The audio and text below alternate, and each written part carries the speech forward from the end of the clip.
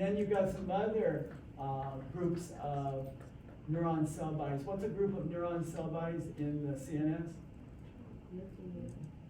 Trash. Trash? What'd you say? These are tracks. No. It's not a trash. Neuron cell bodies are not tracks. Those are nuclei. These are nuclei, and they're actually called the basal nuclei. Basal nuclei. Okay. A tract is a bundle of axons. Okay. So that's interesting to look at there. And the hidden lobe is in here. Who's that? Insula. And we come down here and we see the ventricles with the CSF in it. Boy, it matters which way you look at this, doesn't it? If you look at it head on, it's like the Dodge Ram horns, right? Okay. And a diamond down here. If you look at it from the side, it's totally different. There, those Dodge Ram horns look like this, and there's Woody Woodpecker. See? Woody Woodpecker. Little bee, yes. And this part right here connects the fourth ventricle with the third ventricle. So this is the cerebral aqueduct, which I said goes down through the midbrain, right? Okay. Down here, it's going down through the spinal cord. This is the central canal. There's a central canal that goes down through there. Okay? So CSF and those ventricles. What is CSF? CSF CSF's is, function? well, it's protective and it's nutritious for the brain cells in there. And the moisture is good. And the nutrients in it are good for it. Is it like separate from, It's flowing through all of this. but it's like extra filtered to be protective?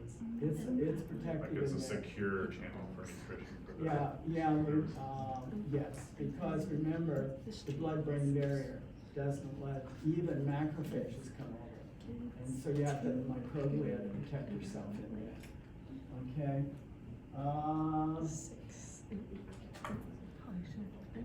So we've looked at this.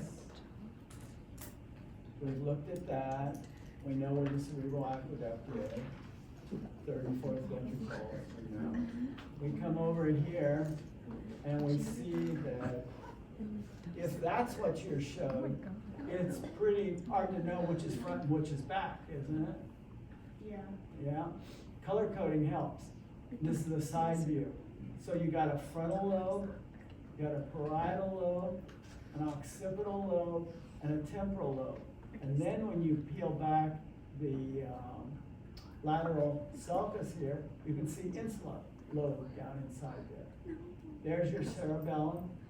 So tell me, what's this? Right there. Brainstem? It's brainstem, but which part? The medulla. pons, good. Medulla oblongata is right in here. And midbrain you can't see there. Okay? And who comes front to back down through here? Longitudinal fissure. Okay? Now we're over on page 440, and the color coding helps, because here's your central sulcus. What's the first thing you do when you look at a picture? Oriented. So we found the central sulcus. What lobe's in front? Frontal. What lobe's behind? Parietal. What lobe's back in here? Occipital. Occipital, and this is temporal. And we can see cerebellum, we can see brainstem there. I want to look at the central sulcus. There's a squiggle in front of the central sulcus, but I'm going back one page.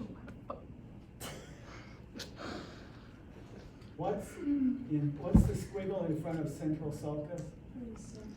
Precentral gyrus. Does that make sense?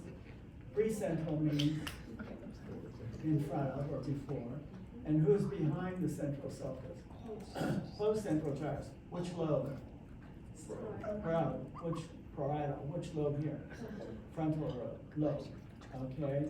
This is occipital. What's it known for? Visual processing is back here. Your eyes are up in front, but the information comes back here, gets processed. You got hit in the back of the head, you could go blind. Your eyes could be perfectly fine, but you're blind. If somebody had a stroke back here, it could leave them blind. I know of somebody who went into surgery, came out blind. So probably had a stroke or something back here, blood clot or something. Okay? If you pull apart, you see the gyri of insula. That's just the insula. Okay? If we go here, what they do with this poor brain? Well, they put it through an MRI type exam, a functional MRI. So the person is looking at something, and that activates the occipital lobe. Person is hearing music or something, and that's into the temporal lobe. So that's hearing. The person is speaking up here in this part, it's working. And look what's happening here. They're thinking about different things in different ways, and it's kind of all over. Right? Haven't they used that to like determine, like some people they perceive color with sound or something like that? Yeah, I'm not sure what they've actually found in all that. They've done some interesting things, real interesting things. It is fascinating, okay? But they could be looking to see if you've got a problem in part of your brain, maybe because of a stroke or an impending stroke or something. So that's a interesting function of MRI this way. Here we have the color coding and all. Central sulcus. What's this? Precentral gyrus. What's this? Postcentral gyrus. But look, they renamed them. More in line with what they do. The precentral gyrus does motor type stuff. It handles motor type information. Primary motor cortex. See, all of this is cortex. How deep is the cortex? An eighth of an inch. So this is the post-central cortex, but it's actually, it's the primary somatosensory part. Somatosensory means what's soma? Body sensing. So can you feel your arms and your legs even though they're not moving? Well, that's because of this. Okay? And if you want to make things move, you do involve the primary motor cortex. But so this is precentral gyrus, also known as primary motor cortex. You should know that. Here's postcentral gyrus, also known as primary somatosensory cortex. You should know that. And know which lobe they're in, each one's in. And the dotted lines are not there. Okay, they put them in, but they're not there. So this is a special area on the left side. This is really on the left side. You have Broca's area, dotted line. Out, that's in the frontal lobe area. And then back here, which is further back, you have Wernicke's area. Both of these are related to speech. So if you get damaged in these areas, you'll have some kind of aphasia, inability to speak properly. So Broca's area, if you have a stroke or something there damaged, then you'll be trying to talk, and it's really hard to get your mouth to say it, but you know what you want to say. Here, you have no trouble talking. I mean, you talk up a storm, but it's nonsense. It has no real meaning. And if you've met somebody like that, you'd be surprised at how they can just talk away, and it's meaningless. Okay? Wernicke's area with Wernicke's aphasia, Broca's aphasia. They can be different. Back here's your primary visual cortex. That's your main area for vision. And we come down below here, and we see some interesting things. See, there's a sulcus in here, in the occipital lobe area, okay, on both sides. They just show you one, called calcarine or calcarine sulcus. And that's your primary visual area, okay? And related areas are here in the occipital lobe as well. Hearing, remember that functional MRI? Hearing was more up in here in the temporal lobe.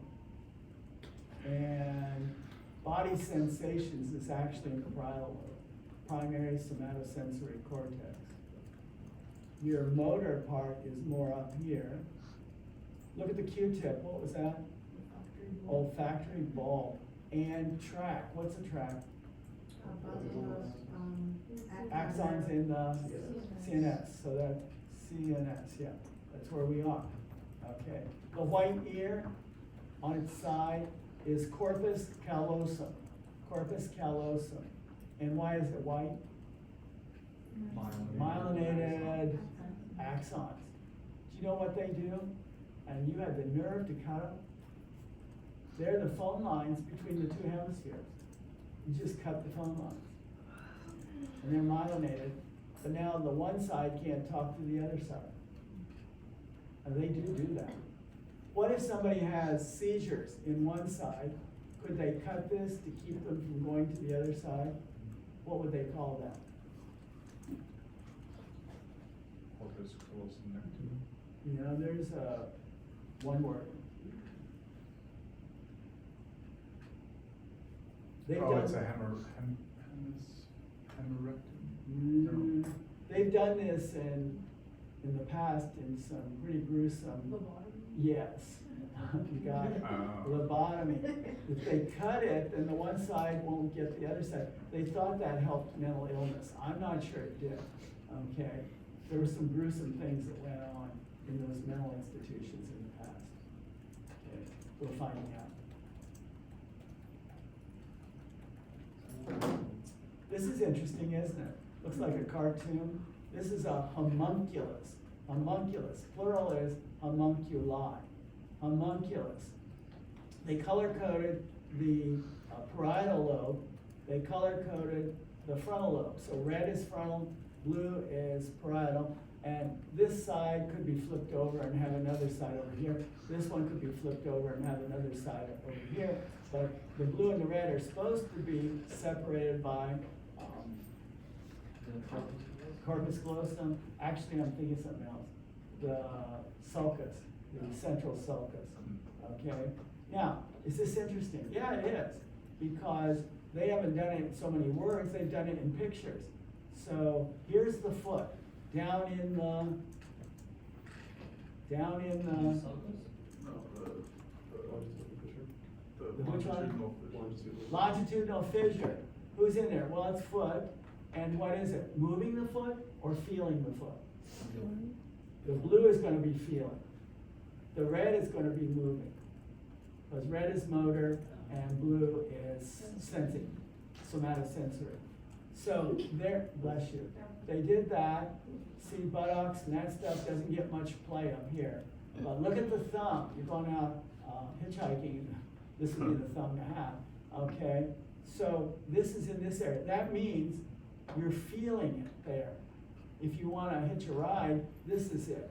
If you can stick your thumb out there, maybe you'll get a ride. I wouldn't advise it. Don't do it. We don't want to see your face on the news.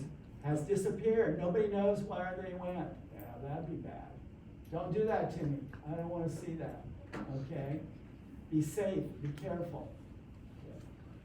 So, the face here, moving the face, facial expressions, the tongue, facial feelings, the tongue. So what if your hand felt numb? Where's the stroke? Which lobe? Which lobe?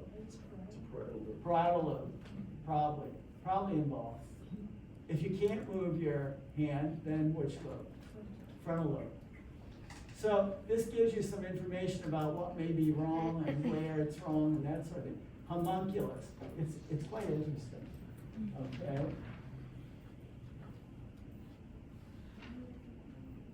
What was the white ear? Corpus callosum. Corpus callosum. And the axons are myelinated coming from one side to the other, okay? Which region was this? Wernicke's area, this was Broca's area, okay.